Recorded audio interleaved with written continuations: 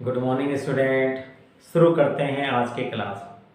और आज सांख्यिकी में एक महत्वपूर्ण चैप्टर को शुरू करते हैं और इस चैप्टर का नाम है सूचकांक इंडेक्स नंबर।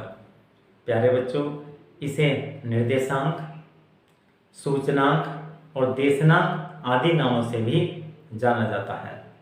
तो सबसे पहले जानते हैं सूचकांक किसे कहते हैं, क्या होता है इंडेक्स नंबर।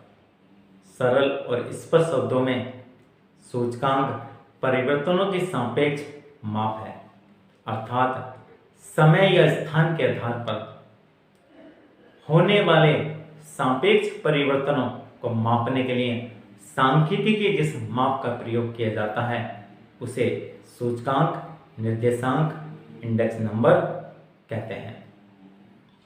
प्यारे बच्चों, सूचकांक इंडेक्स नंबर, जिसका शाब्दिक अर्थ है इंडेक्स सूची, नंबर अंक, अर्थात ऐसे अंकों की सूची जो सापेक्ष परिवर्तनों को प्रदर्शित करती है उसे सूचकांक कहते हैं।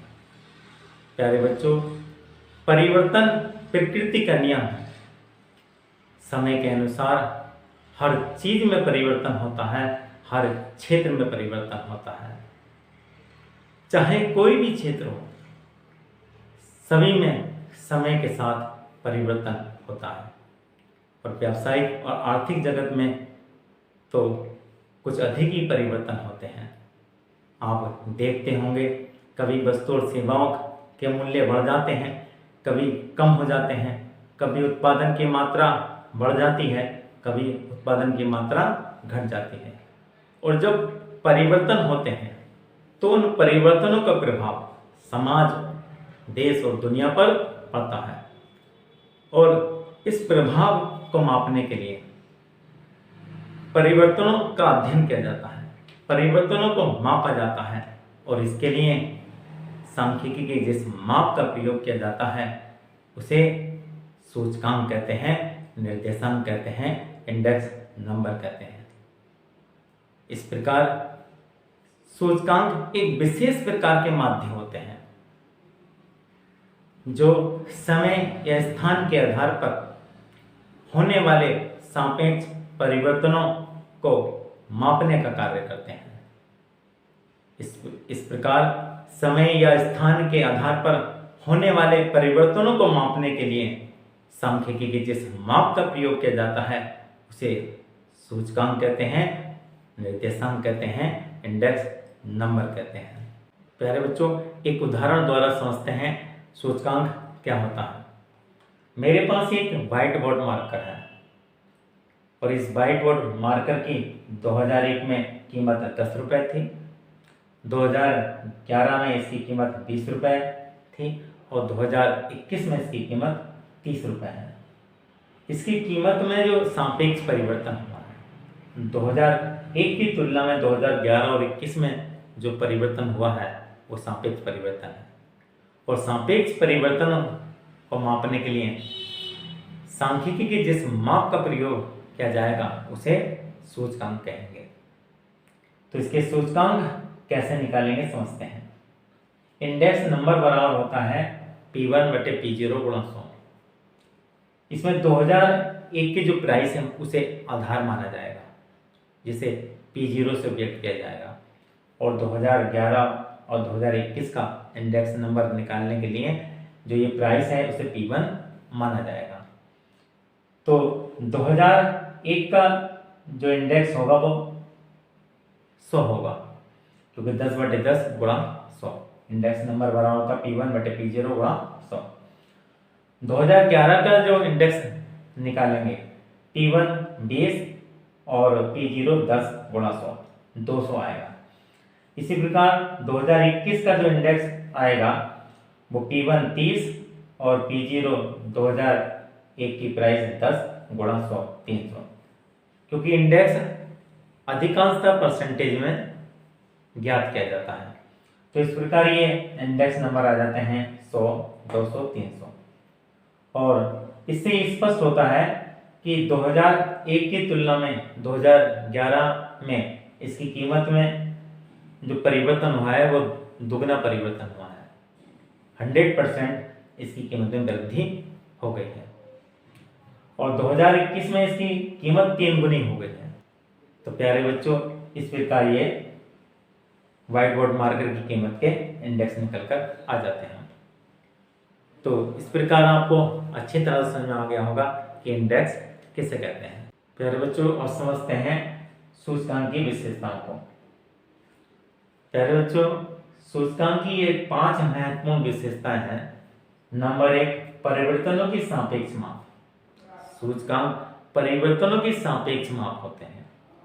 सापेक्ष माप का अर्थ होता है ऐसी माप जिसकी तुलना की जा सकती है, उसे सापेक्ष माप कहते हैं। और ऐसी माप जिसकी तुलना नहीं की जा सकती, उसे निरपेक्ष माप कहते हैं। और ये तुलना दो वस्तुओं के बीच हो सकती है।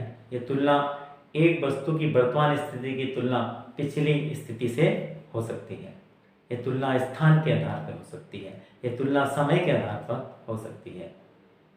इस प्रकार सूचकांक परिवर्तनों की सापेक्ष माप होते हैं।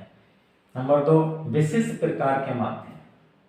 सूचकांक विशिष्ट प्रकार के माध्य होते हैं जो समय या स्थान के आधार पर सापेक्ष परिवर्तनों को मापते हैं। नंबर 3, प्रतिशत में व्यक्त। जो सूचकांक होते हैं उन्हें प्रतिशत में व्यक्त किया जाता है। नंबर 4, तुलना का आधार। सूचकांक तुलना के आधार होते हैं। ये तुलना स्थान के आधार पर, ये तुलना समय के आधार पर की जाती है। नंबर 5, व्यापक रूप में प्रयोग। पहले सूचकांकों का प्रयोग वस्तु और सेवाओं के मूल्य में परिवर्तन को मापने के लिए किया जाता था, लेकिन आज के युग में सूचकांक का प्रयोग हर क्षेत्र में किया जाता है। तो प्यारे बच्चों, इस सूचकांक की 5 महत्वपूर्ण विशेषताएं थी। प्यारे बच्चों, अब सूचकांक के महत्व को समझते हैं। नंबर 1, जटिल तथ्यों को सरल बनाना। सूचकांक जटिल से जटिल तथ्यों को, जटिल से जटिल आंकड़ों को सरल बनाते हैं ताकि हर व्यक्ति उसको समझ सके। नंबर 2, सापेक्ष माप। सूचकांक सापेक्ष माप होते हैं जिन परिवर्तनों की माप सीधी संभव नहीं होती, जिनकी माप निरपेक्ष संभव नहीं होती, उनकी सापेक्ष माप की जाती है और सापेक्ष माप सूचकांकों द्वारा ही संभव होती है। नंबर 3, तुलनात्मक अध्ययन में सहायक। सूचकांक तुलनात्मक अध्ययन में सहायक होते हैं। नंबर 4, मुद्रा के मूल्य की माप। प्यारे बच्चों, जिस प्रकार प्रत्येक वस्तु और सेवा का मूल्य मुद्रा में मापा जाता है, उसी प्रकार मुद्रा का मूल्य वस्तु और सेवाओं में मापा जाता है। मुद्रा की क्रय शक्ति को मुद्रा का मूल्य कहते हैं और ये मुद्रा की क्रय शक्ति समय के अनुसार, स्थान के अनुसार घटती बढ़ती रहती है। तो इस क्रय शक्ति को मापने के लिए सूचकांकों का प्रयोग किया जाता है। नंबर 5, मजदूरी के निर्धारण में सहायक। प्यारे बच्चों, समाज और देश को चलाने में मजदूरों की महत्वपूर्ण भूमिका होती है, इसलिए इनको उचित मजदूरी मिलनी चाहिए और इनके उचित मजदूरी के निर्धारण में सूचकांक महत्वपूर्ण भूमिका निभाते हैं। भावी प्रवृत्तियों का अनुमान। सूचकांक के द्वारा भावी प्रवृत्तियों का अनुमान लगाया जाता है कि वस्तु के मूल्य भविष्य में बढ़ेंगे या घटेंगे। नंबर 7, आर्थिक नीतियों के निर्माण में सहायक।